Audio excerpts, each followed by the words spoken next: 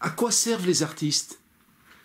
Alors ça, c'est une question que je me suis posée ce temps-ci en me disant que tous les artistes que je connais, dont beaucoup n'arrivent pas à vendre leurs œuvres et donc à survivre, et qui tournent en rond de leurs ateliers avec plus ou moins d'amertume, peuvent se poser la question, au fond, dans cette société, on n'a pas besoin des artistes.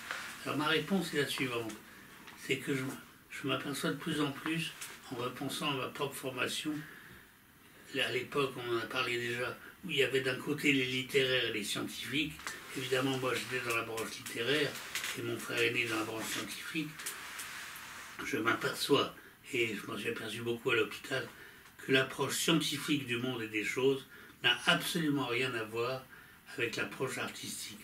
Et donc, comme dans cette société, il y a beaucoup trop de scientifiques et de techniciens qui ont une approche froide et trop distanciée, pas au sens stoïcien, trop inhumaine des choses, le contraire, une fois encore, de la connaissance intuitive du troisième type de Spinoza. Comme il y a trop de cette approche scientifique, on a besoin d'un contrepoison.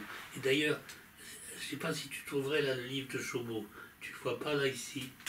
Parce que, est-ce que tu verrais le livre de Chaumont? Oui, je le vois. Tu veux que j'aille le chercher? Est-ce que tu peux me le chercher? Oui. Parce que quand je l'ai publié en 1978, j'avais mis en épigraphe, en exergue, je ne sais pas comment on dit, une phrase de Nietzsche que j'avais trouvée dans le livre du philosophe. Et j'aimerais la lire parce que cette phrase a orienté une bonne partie de ma vie. Voilà. J'avais mis au début donc ce livre de Chaumont. Et donc, voilà la phrase de Nietzsche qui a tout son sens aujourd'hui. Voilà ce qu'il disait. Il disait: l'histoire et les sciences de la nature furent nécessaires contre le Moyen-Âge. Le savoir contre la croyance.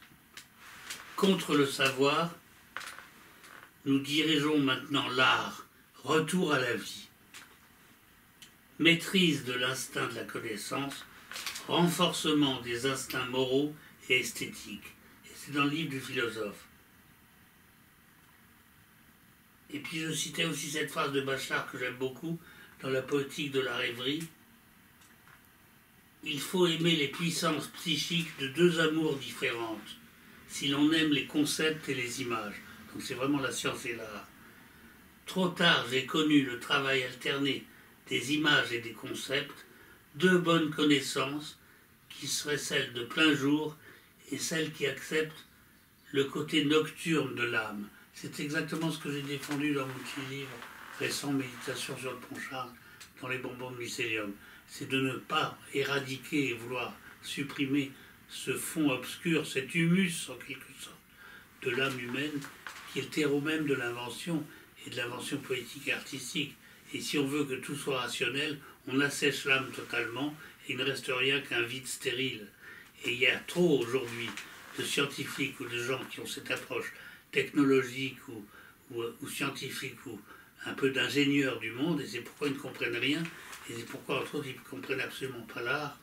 Et donc les artistes sont très utiles comme représentants de la société, le contrepoison de cette tendance excessive qu'on a rappelé ailleurs en disant que les artistes représentent l'esprit de finesse de Pascal, tandis que les autres c'est l'esprit de géométrie.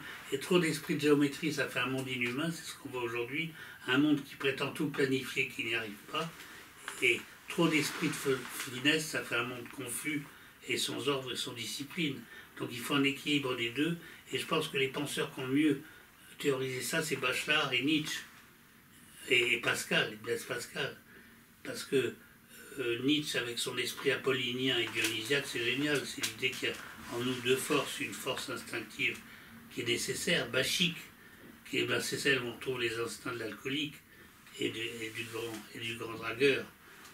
Et l'instinct apollinien, c'est le besoin quand même de mettre de l'ordre par la raison, sans quoi c'est l'anarchie absolue. Donc l'anarchie ne peut pas être un idéal politique, et l'ordre et la société parfaite, comme on disait tout à l'heure, est aussi un carcan épouvantable et très dangereux. Ça mène à la dictature. Donc j'avais mis ça en exergue du livre de Chaumont, parce que je trouvais que ça illustrait très bien en quoi les artistes, même les plus délirants en apparence, c'est-à-dire qui partent trop dans le rêve et dans l'utopie, sont pas absolument nécessaires pour contrebalancer le pouvoir excessif de cette vision purement scientifique et technologique du monde, qui est ce que j'appelle la vision d'ingénieur.